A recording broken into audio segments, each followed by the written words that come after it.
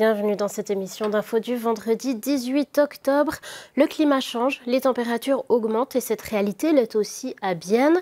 La Cité de l'Avenir a présenté son plan d'adaptation climatique ce vendredi aux médias. Celui-ci vise à protéger la population des effets négatifs du changement climatique d'ici 2050, capturer la pluie ou encore augmenter la verdure. Nous verrons le catalogue de mesures.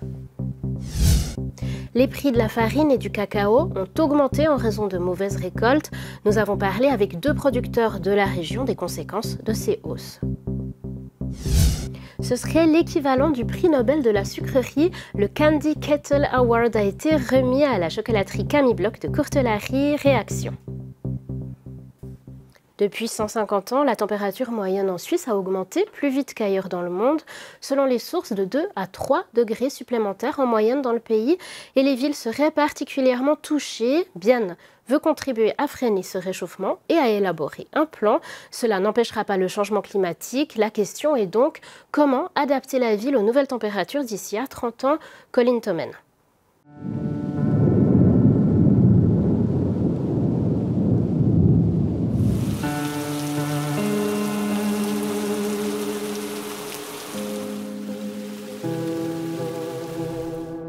Le climat se détraque. Les pronostics du canton annoncent qu'à Bienne, il fera très chaud en 2050. Des mesures sont nécessaires pour pouvoir faire face à ces températures. Les explications d'Eva Wyss, responsable du service de l'environnement de la ville de Bienne. Dans une telle stratégie climatique, le but dans une ville est de réduire les îlots de chaleur, de réduire les fortes températures que nous allons subir dans le futur. Et on peut le faire en augmentant les surfaces vertes. On peut aussi davantage utiliser l'eau de pluie. En s'évaporant, elle peut refroidir la ville. Veillez aussi à avoir une bonne ventilation dans la ville pour permettre aux courants plus frais de circuler. C'est de ces mesures qu'il sera question.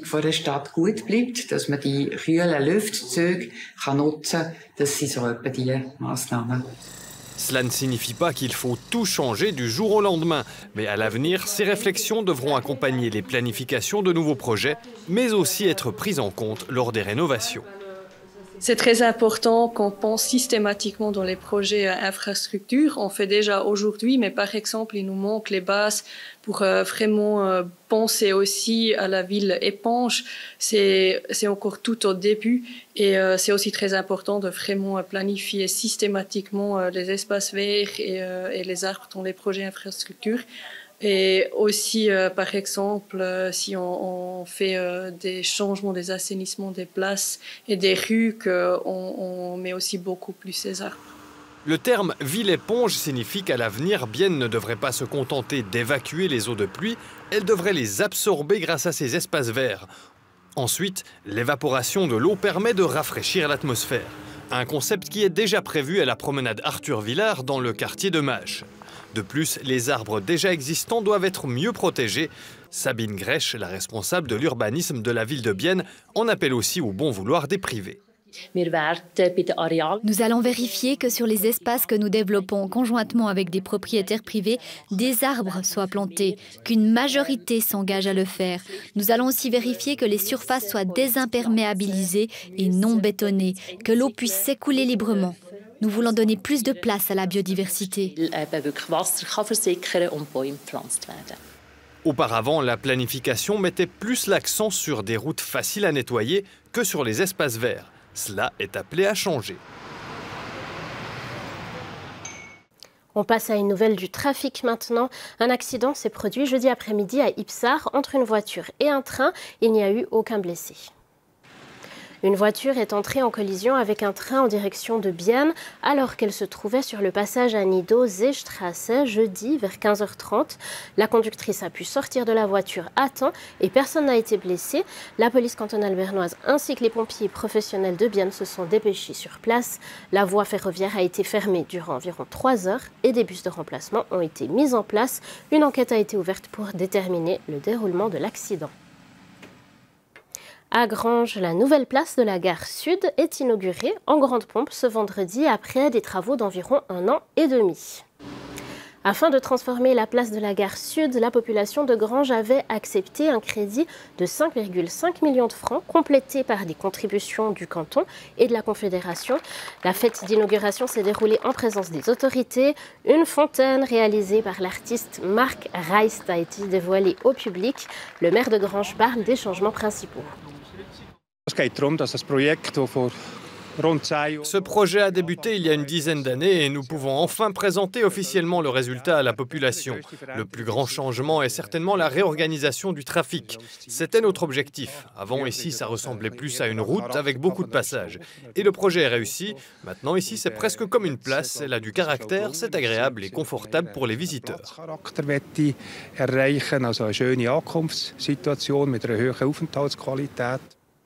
L'inauguration de la place de la gare Sud de Granges marque un jalon important dans un processus long de plusieurs années et qui est loin d'être terminé. Un passage sous voie supplémentaire est en discussion ainsi qu'une piste cyclable rapide entre Soleure et Bienne. D'autres éléments font partie des visions telles que le développement d'habitations dans le secteur et une meilleure desserte du secteur industriel. On ouvre un chapitre alimentaire à présent avec une nouvelle qui va intéresser les champignonneurs et champignonneuses. Une mention interpartie urgente veut rétablir le service de contrôle des champignons à Bienne. Nous l'annoncions il y a 10 jours, ce service n'est pas reconduit cette année car aucune personne qualifiée n'a pu être trouvée. Or, des experts seraient disponibles mais ont été écartés en raison de leur âge, indique la motion déposée par les socialistes. Le texte demande à ce qu'une exception soit prévue dans le règlement de ville de la ville de Bienne afin de pouvoir engager des contrôleuses de champignons même après leur 70e anniversaire. La motion devrait parvenir au président du conseil de ville dans un délai de 2 mois. La pluie est tombée très souvent l'été dernier et a endommagé des récoltes en Suisse, augmentant les prix de certaines matières premières comme le blé. Et en Afrique de l'Ouest aussi, les récoltes de cacao ont subi les aléas de la météo et du changement climatique, avec pour corollaire une hausse du prix de l'or brun. Les boulangeries et chocolateries de la région ressentent ces changements. Reportage Simon Keller et Sophie Christ. Cela fait un moment que le prix du pain monte. D'après les chiffres de l'Office fédéral de l'agriculture, le prix moyen par kilo a augmenté de 38 centimes entre 2018 et 2022. De plus, cette année, le prix indicatif du froment a augmenté de 1,50 franc pour 100 kilos. C'est une problématique qui préoccupe Mathias Couster, propriétaire de la boulangerie Schlossbeck à Nidau. Il y a toujours un nouveau problème, que ce soit l'énergie, le personnel, ceci, cela, et gentiment. Ça suffit. Mais c'est clair, les prix des céréales varient selon le climat. Les céréales que nous transformons sont suisses, donc c'est clair, ça nous concerne. En plus des céréales dont les prix augmentent, donc de la farine, le cacao aussi devient plus cher. Cela touche également Camille Bloch à Courtelary, explique le directeur Daniel Bloch. C'est vraiment assez drastique, surtout si on regarde le prix du cacao, des fèves et du beurre, qui a triplé ces 2 dernières années. Et on est forcé aussi à augmenter le prix du chocolat. On a fait un premier pas d'augmentation. On espérait faire ça en un pas et on doit refaire un deuxième pas. En tout, nos prix vont augmenter entre 10 et 15%. La chocolaterie ne peut pas faire grand-chose contre cela. De manière commerciale, on doit répercuter nos coûts sur nos produits tôt ou tard. Et on essaye d'un tout petit peu lisser tout ça. Et on espère pouvoir dire stop maintenant. Mais c'est quand même le prix de la matière qui décide. Les boulangeries ressentent aussi plus fortement cette augmentation du prix du cacao.